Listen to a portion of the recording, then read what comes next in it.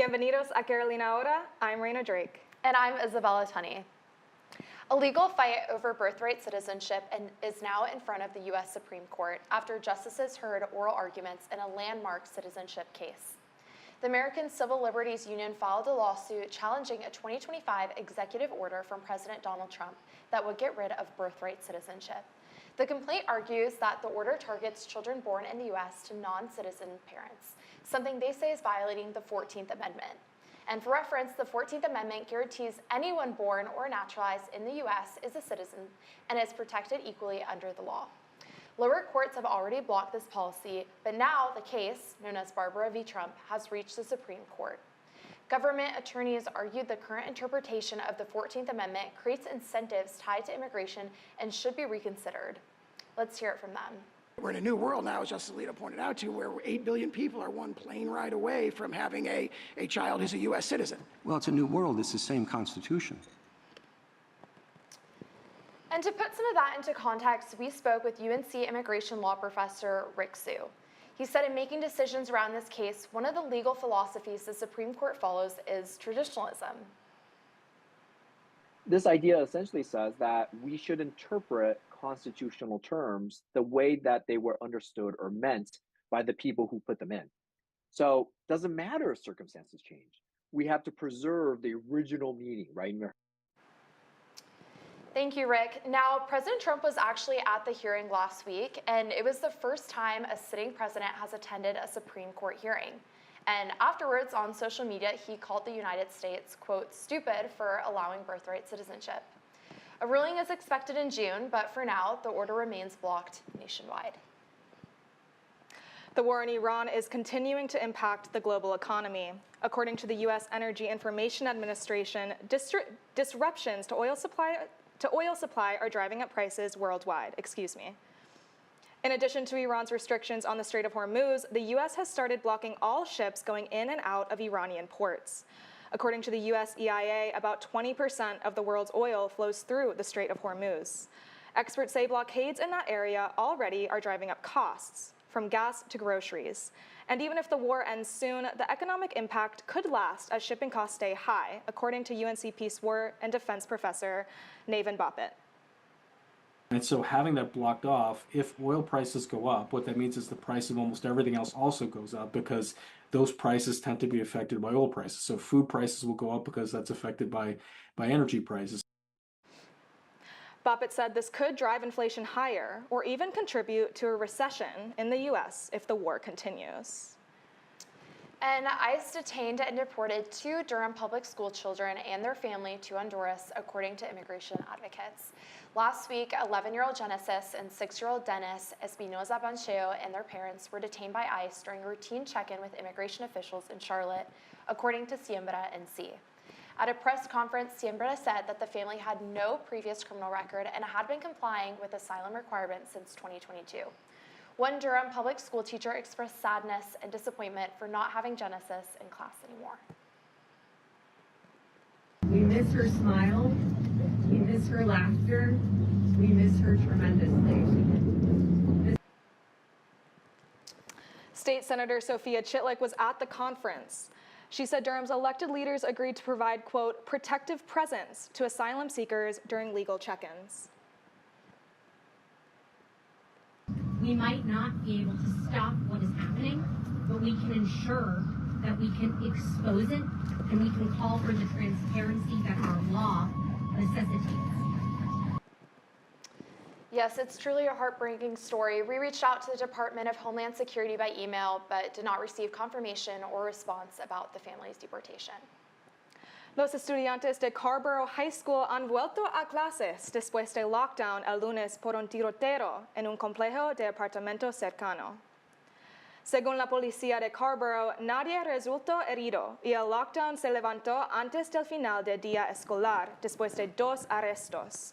Uno de los 2 menores arrestados era un estudiante de 16 años de Carborough High School.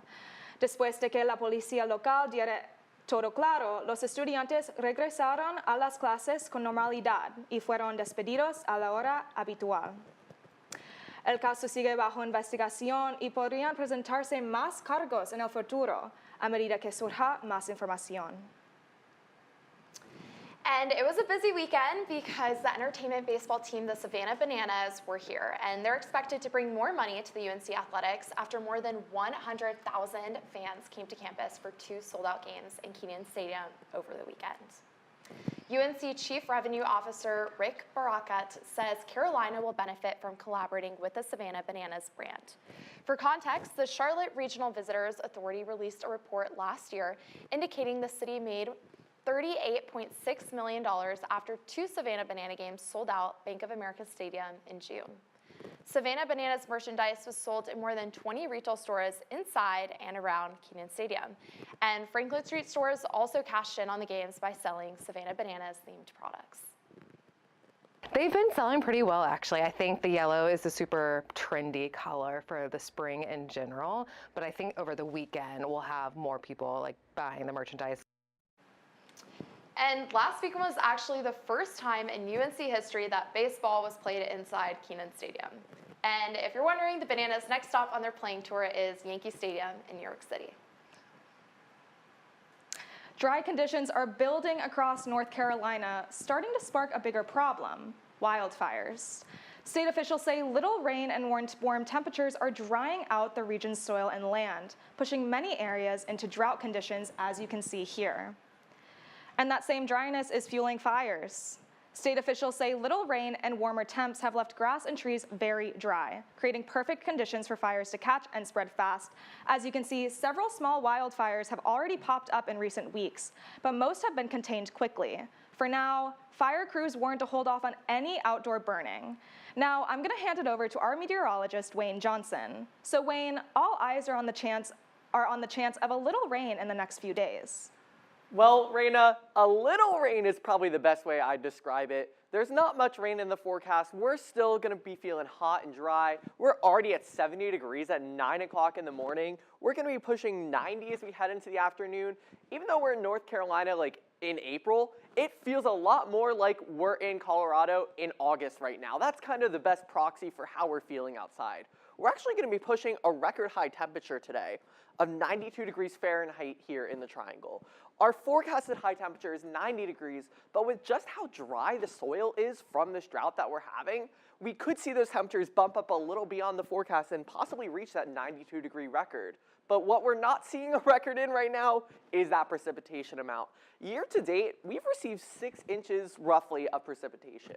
But for this point in the year, we should have gotten about 12 inches.